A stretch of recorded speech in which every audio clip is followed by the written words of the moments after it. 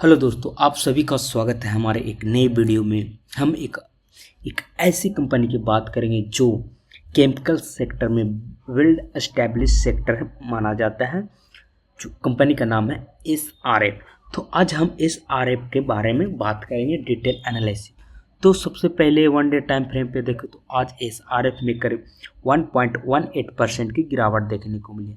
अगर 1 वीक की बात किया जाए तो इसी में 1 वीक में मार्केट ने 1.78% की अपसाइड में मूव देखने को मिली। 1 मंथ की बात की जाए तो ऑलमोस्ट 1% की मूव देखने को मिली है 1 मंथ की चार्ट पे। अगर इसकी 3 मंथ की चार्ट देखा जाए तो मार्केट में 17% की गिरावट देखने को मिली है। 6 मंथ की बात किया जाए 22% की गिरावट, और 1 ईयर की बात किया जाए तो 17% की गिरावट। अब 3rd ईयर की बात किया जाए तो 0.40% की गिरावट, और 5 ईयर में मार्केट ने करीब 96% की मूव दी है। तो आज से 5 साल अगर पहले आप 1 लाख रुपए लगाए हुए रहते तो आपके पास करीब 95,000 की प्रॉफिट रहती। यानी कि आप लॉन्ग टर्म में इन्वेस्ट करते हैं तो आपकी एक अच्छी अपॉर्चुनिटी मिल सकती है वेल्थ क्रिएट में। यानी कि इसकी देखिए, यहाँ पे अगर हम 3 साल पहले लगाए रहते तो हमारा 0 रिटर्न था। अगर ये 5 साल की बात की जाए तो इसकी एवरेज रिटर्न 19-20% आ रही है एनुअली। अगर इसकी ऑल टाइम हाई की बात किया जाए तो मार्केट ऑलमोस्ट 10,000% से ज़्यादा रिटर्न दे चुके। यानी कि 100 टाइम्स अगर आप 1 लाख रुपये लगाए रहते हैं तो आपका 1 करोड़ हो जाता। अगर आप इसको 2000 में 2000 से पहले 1995 में लगाए हुए रहते। तो चलिए आप इसकी आज डिटेल एनालिसिस करते हैं कि मार्केट आखिर 3 साल में 0.4% की रिटर्न क्यों दी है। तो सबसे पहले हम देखते हैं मार्केट कैप। तो कंपनी की मार्केट कैप है 73,000 करोड़। कंपनी ROE दे रही है 12%, PE रेशियो 41 रुपया और अर्निंग पर शेयर 60 रुपया है। इसकी प्राइस टू बुक रेशियो है 5 रुपया और डिविडेंड कंपनी 0.29% देती है। इंडस्ट्री PE 40 है, यानी कि इंडस्ट्री PE से भी हमारा महंगा अभी SRF की है। माना जाता है कि अगर किसी कंपनी के इंडस्ट्री PE ज़्यादा हो और PE रेशियो कम हो तो थोड़ी सी अच्छी मानी जाती है, लेकिन इंडस्ट्री PE यहाँ कम है और PE रेशियो ज़्यादा है तो हमें ओवरवॉट है यहाँ पे देखने को। कंपनी की रेवेन्यू की बात किया जाए तो दिसंबर 24 में 3531 करोड़ की रेवेन्यू हुई थी, जो अब बढ़कर 3725 करोड़ की। इसकी प्रॉफिट देखा जाए तो मार्केट में क्वार्टरली दर प्रॉफिट बढ़े। इसकी नेट वर्थ में एक अच्छी खासी 2021 के बाद ऑलमोस्ट कभी 80-90% हमें करीब 5 सालों में इसकी नेट वर्थ में ग्रोथ देखने को मिली। देखिए यहाँ पे 2021 में 6856 करोड़ थी और 2012 में करीब 2025 में 12,626 करोड़। यानी कि ऑलमोस्ट इसकी 80-90% यहाँ नेट वर्थ में ग्रोथ देखने को मिली। लेकिन यही हम 3 इयर्स की डेटा देखेंगे तो इसमें 0 रिटर्न है। तो आखिर मार्केट में क्या ऐसी चीज़ है जो मार्केट इसकी शेयर प्राइस बढ़ नहीं थी, इसी के बारे में हम आज बात करेंगे डिटेल एनालिसिस। अगर इसकी प्रमोटर होल्डिंग की बात किया जाए तो 50% से जो फॉरेन इन्वेस्टर 16.66% और म्यूचुअल फंड 12%।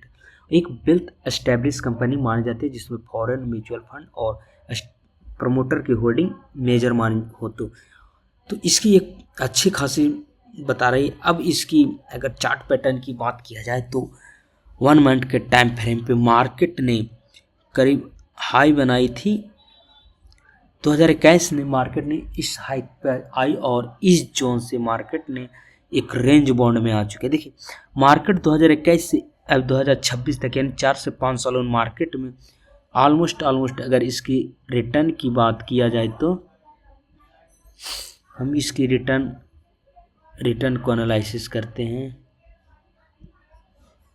तो इसकी रिटर्न की बात किया जाए तो इस जोन से इस जोन तक मार्केट करीब 64% के पे आ चुकी है। यानी कि 5 साल में कंपनी 64 की रेंज में ट्रेड कर रही है। तो हमें देखने को कि इस जोन पे मार्केट इतनी फ्लैट हो चुकी है और इसकी ग्रोथ को अगर हम एनालिसिस करेंगे तो देखिए, अगर इसमें डिटेल एनालिसिस करते हैं तो इसकी बहुत सी सारी डिविडेंड दी हुई सेल्स है मार्केट की तो यहाँ पे हम स्क्विच करते हैं और देखिए हम बोले थे कि ये SRF जो है इंडिया की लीडिंग केमिकल इंडस्ट्री है। तो देखिए यहाँ पे सबसे बड़ी है SRF, उसके बाद टाटा केमिकल, दीपक नाइट्रेट्स।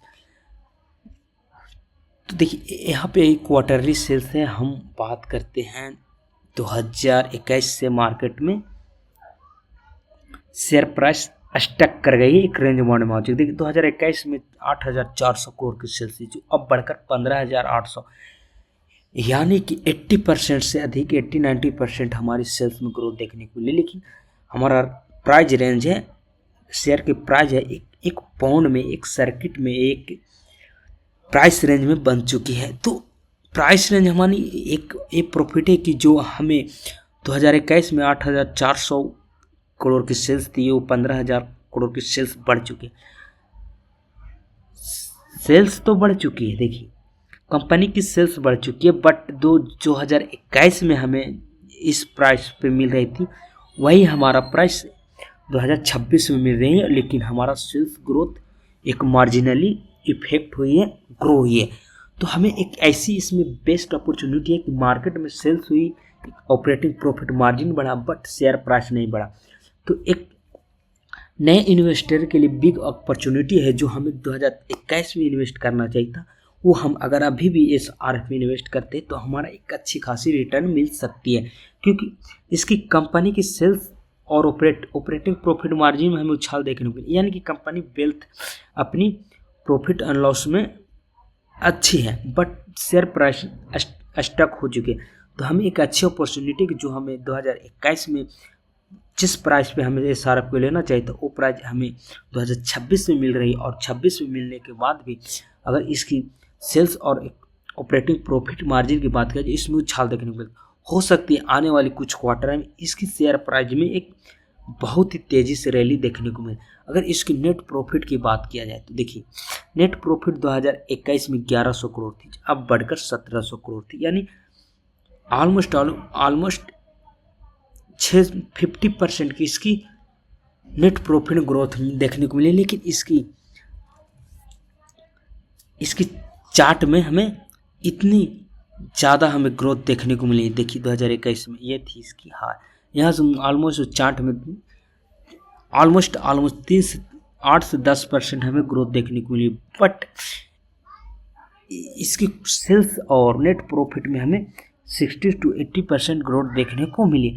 तो एक बिग अपॉर्चुनिटी है कि हम इस मार्केट को अभी भी अगर बाय करते हैं तो हमें एक सस्ती वैल्यूएशन पे इसकी स्टॉक प्राइस मिल रही। अगर कंपाउंडेड सेल्स ग्रोथ की बात की जाए तो 10 ईयर में 12%, 5 ईयर की 15% और 3 ईयर में 6%, अगर ईयर टू ईयर देखा जाए तो 11%। अगर कंपाउंडेड प्रॉफिट ग्रोथ देखा जाए तो 10 साल का कंपाउंडेड प्रॉफिट ग्रोथ हमें 16% की देखने को मिली। ऑलमोस्ट बैंक हमें 5 से 6%, 7%, 8% तक देती है कंपाउंडेड ग्रोथ, बट एक कंपनी हमें 10 साल की कंपाउंडेड ग्रोथ 16% देखने को। प्राइस स्टॉक की CAGR भी एक अच्छी खासी देखने को मिल रही है। अगर कंपनी के रिजर्व की बात किया जाए तो 2014 में कंपनी 2000 करोड़ की थी, जो अब बढ़कर 12,000 करोड़ हुई, यानी ऑलमोस्ट 6 टाइम 10 साल में हमें 10 से 11 साल में इसकी रिजर्व में देखने को मिली है। अगर टोटल एसेट की बात किया जाए तो 2014 में 5,459 करोड़ थी, जो अब बढ़कर 22,661 करोड़ आ चुके हैं, यानी इसमें भी 3-4 टाइम्स की ग्रोथ देखने को मिली है टोटल एसेट में। इसकी डेबिटर बात किया जाए तो 2014 में 63 दिन इसको पेमेंट डेबिट करने में लगती है, जो अब घटकर 54 दिन। कंपनी की बहुत ही अच्छी इसकी ROC रिटर्न कंटिन्यूसली ग्रो हो रही है, यहाँ पे हमें देखने को मिले। तो SRF की एक बेस्ट स्ट्रेटजी, अगर आप इस मार्केट में अगर आप 2021 में इस रैली में इन्वेस्ट नहीं किए थे तो आपको यहाँ पे एक लो कॉस्ट वैल्यूएशन पे SRF की मिल रही है। अगर आप इस जोन को वेट करते हैं, इस जोन में एक अच्छी स्क्रीन ऑर्डर ब्लॉक बना के कैंडल अपसाइड की ओर मूव कर, आप वहाँ पे एक अच्छी खासी यहाँ से भी मार्केट में एक अच्छी खासी रिटर्न कमा सकते हैं। तो दोस्तों ये थी केमिकल सेक्टर का मोस्ट ट्रस्टेड ब्रांड SRF, और इस कंपनी में आने वाले कुछ सालों में भी हो सकती है यहाँ से भी जब इस जोन को ब्रेकआउट करे तो हमारा जिस तरह से इस जोन को ब्रेकआउट हुआ था, इस जोन जो हमारा ये जोन था, इस जोन को ब्रेकआउट हुआ, उसके बाद मार्केट में एक अच्छी खासी रैली देखने को मिली। तो हो सकती है आने वाली कुछ क्वार्टर, कुछ ट्रेडिंग सेशन में हमें इस जोन पे मिले और इस जोन के बाद हमें एक अच्छी खासी मूव अप साइड में देखने को मिल सकती है। तो ASRF की एक डिटेल एनालिसिस तो मिलते हैं एक और नई स्ट्रेटजी के साथ एक नए वीडियो में, एक स्ट्रॉन्ग मोनोपोली स्टॉक के बारे में डिटेल एनालिसिस करते हैं नेक्स्ट वीडियो में। तो मिलते हैं अगले वीडियो में। जय हिंद।